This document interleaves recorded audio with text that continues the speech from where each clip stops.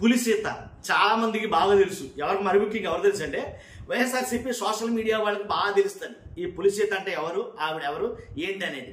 కాబట్టి ఆవిడని మాత్రం అంటే పేరు పెట్టకపోయినా కానీ రోడ్ల మీద పాలు పోసి, ఎన్ని పాలు పోసేసారంటే నిజంగా రోడ్ల మీద జనాలు వైఎస్ఆర్సీపీ చాలా మట్టుకి వాళ్ళు కానీ అలాగే కొంతమంది కార్యకర్తలు కానీ రోడ్డు మీద రావడం, పాలు పోసేయడం రోడ్ల మీద.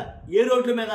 గుంతల రోడ్లలో, గతుకుల రోడ్లలో, అసలు రోడ్డే లేని రోడ్లలో ఈ రోడ్లు అయితే పాలు పోయడం ఏంటి, ఇదిగో పాలు పోసాం ఎత్తుకుంటున్నాం కాఫీ అయ్యింది అని ఒకడు, ఇదిగో పాలు పోసాం ఎత్తుకుంటున్నాం టీ అయ్యింది అని ఒకడు, ఇదిగో పాలు పోసాం ఎత్తుకుంటున్నాం మొత్తం కేకో బన్నో తయారయ్యింది అని అంటాం.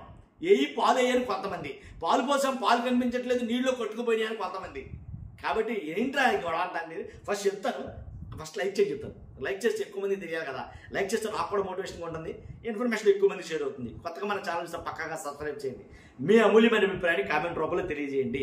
పులిసీత ఆవిడ మాట్లాడిన మాటలు ఏంటంటే, గతంలో రోడ్డు మీద రోడ్లు ఎలా ఉన్నాయంటే, అంటే నెల్లూరు స్లాంగ్లో మాట్లాడుతుంది ఆవిడ. ఎందుకంటే రోడ్డు మీద పాలు పోస్తేనంట ఎత్తుకునేటట్టు ఉన్నాయంట, ఎత్తేసుకోవచ్చు అంత బాగున్నాయని ఆవిడ గతంలో ఒక వీడియో అయితే మాట్లాడేది. నిజంగా అది పట్టుకున్నారంటే వీళ్ళు, అది పట్టుకుని బాబోయ్ భయానకం ఏంటి, దాని బీభత్సం అనాలో భయానకం అనాలో ఏమనాలో తెలియదు, భయంకరంగా వైరల్ చేశారు. ఎందుకంటే రోడ్లు చూపించి, వాస్తవం ఏంటంటే లేదని కాదు కానీ రోడ్లు ఆల్రెడీ అలాగే ఉన్నాయి, ఎక్కడికక్కడ గుంతలు పడిపోయి ఏంటి మొత్తం ఘాటీ రోడ్లు దారుణంగా తయారైపోయి రోడ్లు మొత్తం కొట్టుకుపోయి ఏంటి నానా బీభత్సంగా అయితే రోడ్లు ఉన్నాయి. ఈ మాట వాస్తవమే, వాళ్ళు అన్న దాంట్లో అది మాత్రం వాస్తవమే. కాబట్టి ఆ రోడ్లు దారుణంగా తయారయ్యాయి అని ఆ రోడ్ల మీద పాలు పోసి ఎత్తుకోవచ్చని గతంలో మాట్లాడిన మాట, ఇప్పుడు మాట్లాడిన మాట కాదు. పులిసీత గారు మాట్లాడింది ఇప్పుడు మాట్లాడిన మాట కాదు. ఎందుకంటే వేరే ఒక ఊరు వెళ్తూ ఆ రోడ్డు బాగుందని చెప్పేసి, అంటే కూటమి ప్రభుత్వం అంటే వైఎస్ఆర్సీపీ ప్రభుత్వ హయాంలో రోడ్లు ఏంటి బాగోలేదు, తర్వాత కూటమి వచ్చిన తర్వాత రోడ్లు ఎంత బాగున్నాయో చూడండి, ఇదిగోండి పాలు పోసి ఎత్తుకోవచ్చు అని ఉదాహరించి మాట్లాడిన మాట అది. ఆ మాట తీసుకుని పాలు పోయడం టీ ఎత్తుకున్నాం, పాలు పోయడం కాఫీ ఎత్తుకున్నాం, ఇలాగ మొత్తం వైఎస్ఆర్సీపీ నాయకులు కొన్ని వేల వీడియోలు అయితే కనుక ట్రోల్ చేశారు. కొన్ని వేల వీడియోల్లో కూడా నిజమే ఉందా అంటే కనుక రోడ్డు బాగోలేదు, అది మాత్రం నిజం.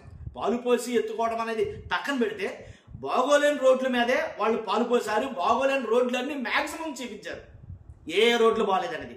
కాబట్టి రాష్ట్రంలో రోడ్ల పరిస్థితి అధ్వానంగా ఉంది, దాంట్లో ఎలాంటి డౌట్ లేదు. వాళ్ళు చూపించిన వీడియోలు నిజమే, వాళ్ళు చెప్పిన మాట పక్కన పెడితే కనుక. దాని మీద ఈ ట్రోలింగ్కి ఏంటంటే పులిసీత గారు కౌంటర్ అయితే ఇవ్వడం జరిగింది.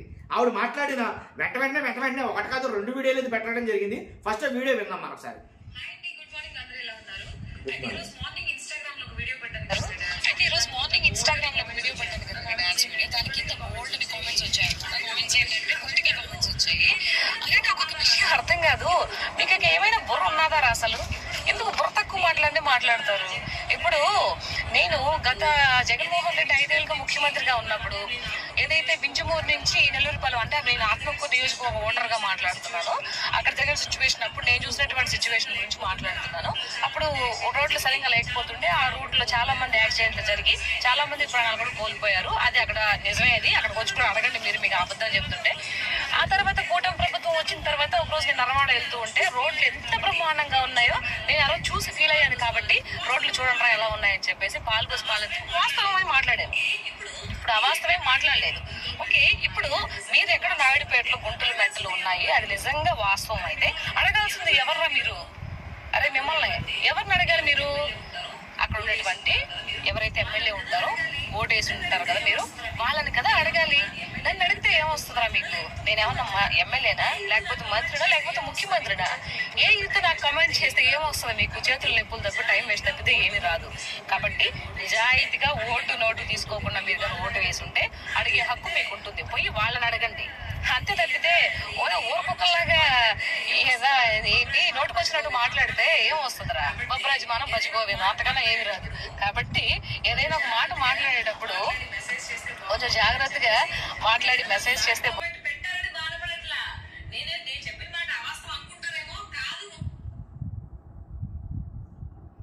బ్యాడ్ కామెంట్ పెట్టారని ఆవిడేం బాధపడలేదంట. మనం కామెంట్ ఏమన్నా కొన్ని లక్షల కామెంట్లు పెట్టారు రసిగాను. ఇంకో వీడియో ఉంది, అది కూడా ఒకసారి వినిపిస్తాను నేను. నిన్నటి నుంచి ఏదో ట్రోల్ చేస్తున్నారు, నాకు అర్థం కావట్లేదు. సో ట్రోల్ కూడా చాలా ఫన్నీగా ఉంది, సో నాకు బాగానే ఉంది, సో ప్రాబ్లం లేదు. నేను చెప్పాలనుకున్న విషయం ఏంటంటే సుమన్ టీవీలో కాలెత్తొచ్చు, రోడ్లు అంత అద్భుతంగా ఉన్నాయని ఒక్క మాటను పట్టుకొని వైఎస్ఆర్సీపీ పార్టీ మొత్తం రోడ్ల మీదకి వచ్చేసారు. సో టైగర్ అంటే ఇది కదా. ఓకే, మీకు ఒక విషయం చెప్తాను. నిజంగా మీకు చిత్తశుద్ధి ఉంటే మీ గుండెల మీద చేసుకుని ఒక మాట చెప్పండి. గత 5 ఏళ్లలో జగన్మోహన్ గారు ముఖ్యమంత్రిగా ఉన్నప్పుడు రోడ్లు ఎంత అస్తవ్యస్తంగా ఉన్నాయి మీరు చెప్పండి. నిజంగా చెప్పండి, అబద్ధం ఆడకుండా. ఎంత మంది ప్రాణాలు కోల్పోయారు, ఎన్ని లారీలు, బస్సులు, బైకులు, ఆటోలు బోల్తా పడి చాలా మంది, ఎంతమంది ప్రాణాలు కోల్పోయారు. అప్పుడు మాట్లాడినటువంటి మాటలు, లేవనటువంటి నోర్లు ఇప్పుడు ఎందుకు ఇది చేసి మాట్లాడుతున్నారు? ఇప్పుడు ఎందుకు బయటకు వచ్చి అంత ఇదిగా చేసి చూపిస్తున్నారు ప్రజలకి? ప్రజలు మోసం చేసి ఇందులో ఎందుకు అంత దిగజారి మాట్లాడుతున్నారు అనేది నాకు నిజంగా అర్థం కావట్లేదు. మీ గుండె మీద చేసుకొని మీరు ఆలోచించండి. 75 సంవత్సరాలు ఉన్న వ్యక్తి, భయపడిన వ్యక్తి ఆంధ్ర రాష్ట్రం బాగుపడటం కోసం, రాబోయే యువత కోసం. అదేనండి, అర్థమైందిగా.